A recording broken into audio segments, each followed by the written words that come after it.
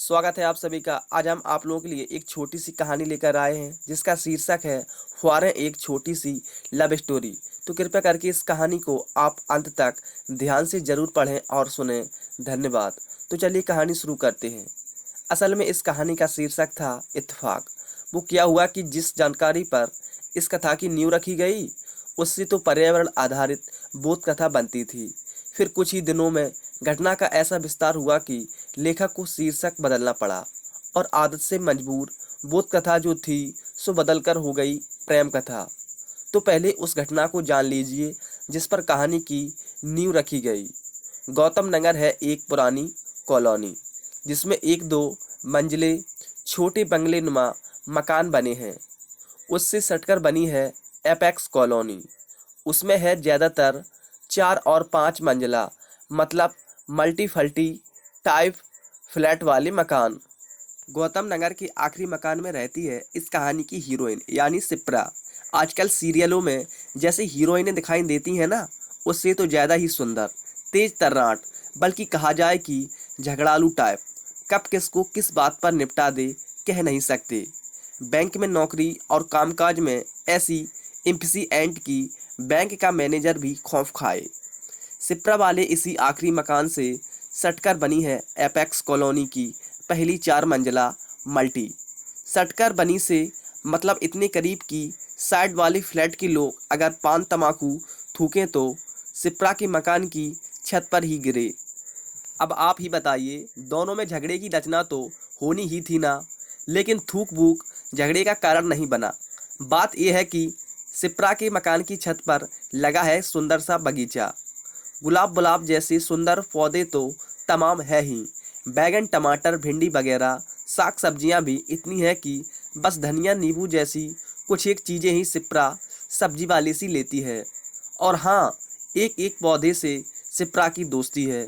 तो घटना ये हुई कि एक दिन सिप्रा छत पर गई तो क्या देखती है कि पड़ोस के फ्लैट वाला लड़का, बल्कि कहें युवक, गैलरी से झुककर दूधिया मोगरे के फूल नोच रहा है। सुलगते स्वर में सिप्रा ने पूछा, ऐ क्या कर रहे हो ये? भगवान के लिए, पूजा के लिए थोड़े से, युवक ने अचकचाकर कहा। सिप्रा का अगला कटु वचन था, चोरी के फूल चढ़ाओ तो प्रसन्न हो जाते हैं तुम्हारे भगवान, है ना? युवक ने कुछ स्पष्टीकरण, कुछ क्षमा याचना के स्वर में एक आध वाक्य ही बोला कि शिप्रा ने सुनाया, ऐसा करो, बड़े बगीचे को लूटो, फूल वाले की दुकान पर डाका डालकर ठाकुर जी को फूल चढ़ाओ तो और ज़्यादा खुश हो जाएंगे भगवान, मनोकामना पूरी करेंगे। भगवान से इतना ही प्यार है तो खुद क्यों नहीं लगाते पेड़ पौधे, फूल की पुड़ियाँ क्यों नहीं लगवाते? चले आए दूसरे के दम पर भगवान पूजने, और भी जाने क्या क्या। मतलब पक्का झगड़ा। युवक ने फ्लैट के अंदर जाने में ही खैरियत समझी। उसी शाम सिप्रा ने बैंक से 2 चपरासी बुलाए और दूधिया मोंगरे के बड़े से गमले को उठाकर दूसरी ओर रखवा दिया। अब जैसा मैंने बताया था, इस घटना पर बोध कथा बुनी जा सकती है ना, तो अब जान लीजिए इत्तेफाक नामक ये बोध कथा कैसे बदल गई ख्वारे नाम की प्रेम कथा में।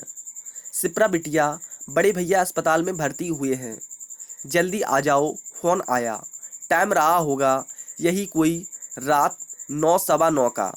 बड़े भैया परिवार के केंद्र, करता धरता। बाकी परिवार में माँ, भाभी, 2 बच्चे। फ़ोन पर बस इतना ही बताया कि कुछ घबराहट हुई और डॉक्टर ने अस्पताल में भर्ती करवा दिया। क्या करें शिप्रा, रात को ही मैनेजर को फ़ोन किया, छुट्टी ली और बैठ गई बस में। महानगर पास ही तो है, बस 2.5 घंटे की दूरी पर। लेकिन यह क्या, भैया तो बिल्कुल ठीक हैं। हंसते हुए खुद भैया ने कंधों पर हाथ रखकर बताया, अगर तुझे कहते हैं कि लड़के वाले तुझे देखने आ रहे हैं तो तू आती क्या, इसलिए नाटक करना पड़ा। कुछ बोली नहीं सिप्रा, भैया के आगे बोलती जो बंद हो जाती है। बता दूं 19 पार कर गई है, मगर शादी के लिए राजी नहीं। कोई भी प्रस्ताव आए कुछ ना कुछ खामी निकाल कर बोलेगी। कहा ना, अभी शादी का मूड नहीं है, जब मन होगा कह दूंगी। उसके आगे सारे तर्क फेल, सब थक गए। इसलिए 1.5-2 साल से इस बारे में बात बंद सी थी। अब यहाँ 1.5 साल पहले का किस्सा बता दूं। वो हुआ यूँ कि नानी उन्हें लेकर ज्वाला देवी दर्शन करने गईं। असल में शादी की मन्नत का धागा बांधने गई थीं, पर शिप्रा को बता देती तो भड़क जाती। मंदिर के पास ही नानी की बचपन की सहेली रूप रानी का घर है, वहीं रुके। अगर झगड़े नहीं तो खूब इम्प्रेस करती है शिप्रा। 2 दिन मेहमान क्या रही, रूप रानी ने अपने छोटे बेटे के लिए पसंद कर लिया। दोनों सहेलियां खुश की इस बहाने मुलाकातें होगी, बचपन ताज़ा होता रहेगा। शायद सलिल नाम था उसका, उसने भी पसंद कर लिया। दोनों की बातचीत हुई तो सलिल ने कह दिया, आप चिंता ना करो जी, 1,00,000-2,00,000 जो भी लगें, आपका ट्रांसफ़र तो एक दिन में जलंधर करवा लेंगे। फिर रूप रानी जी रिश्तेदारों समेत रस्में करने आई।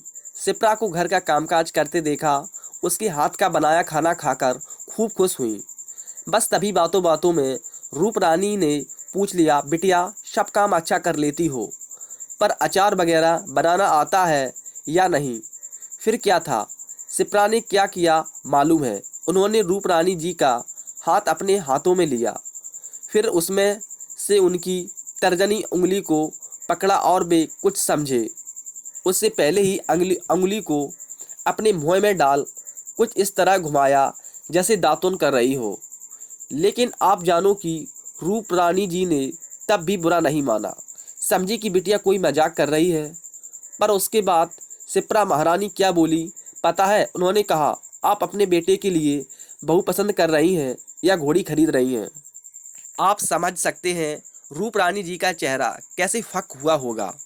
और ऊपर से कहती हैं, अगर आपकी बहू को घर का कोई काम करना नहीं आता हो, बल्कि उसे काम आता हो, तो भी वो काम करने से मना कर दें, तो क्या आप उसे घर से निकाल देंगी?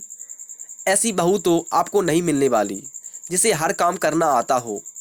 नानी तो आप जानो ऐसी नाराज हुई कि बस शिप्रा की कुटाई ही नहीं की थी। नानी के आगे तो शिप्रा कुछ नहीं बोली, पर माँ को बताया। उस सलील ने जब रिश्वत देकर ट्रांसफ़र करने की बात कही थी, तभी मैंने सोच लिया था ये बंदा अपने को नहीं चलने का। अब आप ही बताइए, ऐसी लड़की को बहाना करके ही तो बुलाना पड़ेगा ना। सुबह हुई और भैया का आदेश सुनाकर भाभी ले गई ब्यूटी पार्लर। पूरा हुलिया अपने सामने बदलवाया, नहीं सुनी शिप्रा की एक भी। दोपहर बिता दी घर की सास सवार करने में और शाम को ले गई बाजार। बढ़िया सी साड़ी, मैचिंग का ब्लाउज वगैरह दिलाया। शिप्रा कहती रह गई, भाभी अब बस भी करो, लड़का देखने आ रहा है, कोई लाट साहब है क्या? आप तो ऐसी तैयारी कर रही हो जैसे अभी मुझसे शादी करने वाला हो। सुनो शिप्रा, तुम्हारी सुनेंगे तो इस बार भी तुम सब भंड करके रख दोगी। इस बार जो भी होगा हमारी मर्जी से होगा, कहते हुए भाभी ने पूर्ण विराम लगा दिया। शिप्रा को इस छोटे से प्रश्न का भी जवाब नहीं मिला कि आखिर जो देखने आ रहे हैं वे हैं कौन। कितनी बार पूछ चुकी, कम से कम ये तो बता दो कि वो करता क्या है, देखने में कैसा है, कब आ रहे हैं वो लोग। लैंडलाइन फ़ोन के पास अधीर बैठे भैया से भाभी ने पूछा तो जवाब मिला, दोपहर बाद किसी समय आएंगे, आने से पहले फ़ोन करेंगे। लड़के का कहीं आसपास ही जॉब है, सीएस है, माँ बाप नागपुर से आ रहे हैं, लड़का यहाँ अकेला रहता है। छन छन कर जानकारियाँ मिल रही हैं शिप्रा को, लेकिन फिर सब भंड हो गया। शाम 5 बजे तब कोई खबर नहीं आई तो भैया ने ही फ़ोन किया, पता लगा सोमवार को आएंगे। अधीर शिप्रा को अब हुई अपने दोस्तों की, दोस्तों मतलब अपने पेड़ पौधों की फिक्र।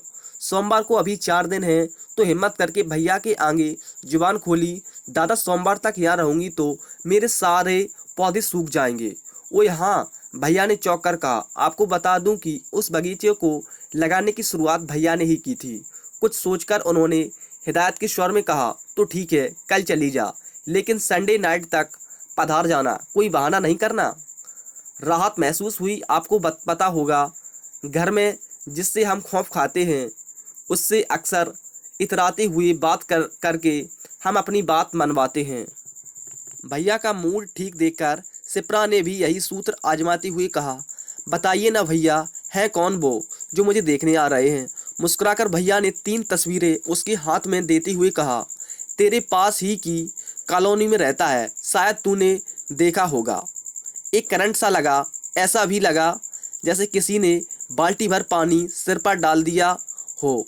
जी हाँ, आपने ठीक ही समझा। यह उसी युवक के चित्र थे जो पड़ोस के फ्लैट में रहता है और हमारी नायिका शिप्रा जी जिससे झगड़ते हुए हर प्रकार के सिक्कों से नवाज चुकी थीं। तस्वीरें वैसी ही थी जैसे शादी के लिए खिंचवाई जाती हैं, मतलब नकली नकली सी। एक एक कर तीनों तस्वीरें पलटी, चेहरा गुलाबी हो गया।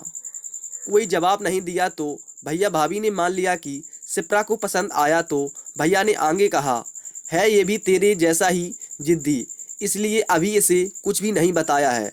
माँ बाप नागपुर से आ रहे हैं, जब ये उन्हें रिसीव करने आएगा तो वे उसे यहाँ लेकर आ जाएंगे।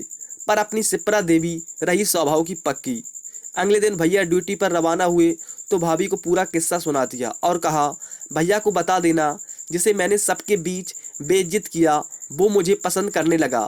फिर भी आप बोलेंगे तो आ जाऊंगी। वापस लौटते हुए बमुश्किल राज्य परिवहन की भंगार हो चुकी बस में सीट मिली। सूख चुके पौधों का अनुमान लगाते बीच में पड़ोस वाले युवक के चेहरे ने आकर खलल डाला, तो अब के शाबान में शरारत ये मेरे साथ हुई। मेरा घर छोड़ के कुल शहर में बरसात हुई।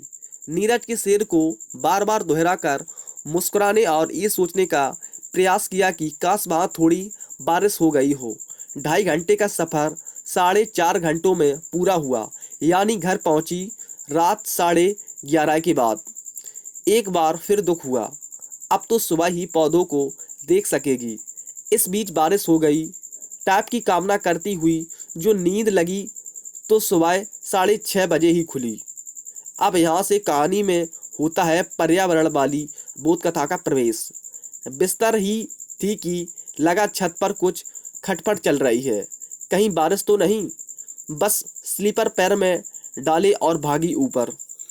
लेकिन दरवाज़ा खोलकर एक कदम ही आगे बढ़ी होगी कि तेज पानी की ऐसी फुहार पड़ी कि वापस कमरे में घुसने तक पूरी भीग गई। और इसके साथ ही सुनाई दिया, ओए सॉरी सॉरी मैडम सॉरी। समझ गए होंगे आप। जी हाँ, यह स्वर उसी पड़ोसी CS लड़के का था। कुछ दिन पहले शिप्रा ने जिसकी फूल तोड़ने पर आरती उतारी थी और कल ही उसका फोटो देखा था। भीगे कपड़ों में पानी निचोड़ते हुए बातचीत सॉरी के साथ आगे बढ़ी और थैंक यू तक पहुंची। सुनने को मिला, एक दिन तो मैं देखता रहा कि आप अब बताएंगी, अब छत पर आएंगी, पर जब दूसरे दिन दोपहर को भी नहीं आई तो मुझे लगा आप नहीं दिखी। कोई बात नहीं, पर ये पौधे तो मर जाएंगे। सॉरी, हाँ उस दिन आपको मैं कितना कुछ भूल गई, शिप्रा ने बार बार कहा। अब इस प्रेम कथा के अंत को ज़्यादा लंबा ना खींचते हुए बस इतना और बता दूं, शिप्रा ने भैया का आदेश नहीं माना और रविवार की शाम नहीं सोमवार की सुबह बस पर सवार हुई और भैया को भेजे इस सार्थक मैसेज के साथ, चिंता ना करें हम आ रहे हैं।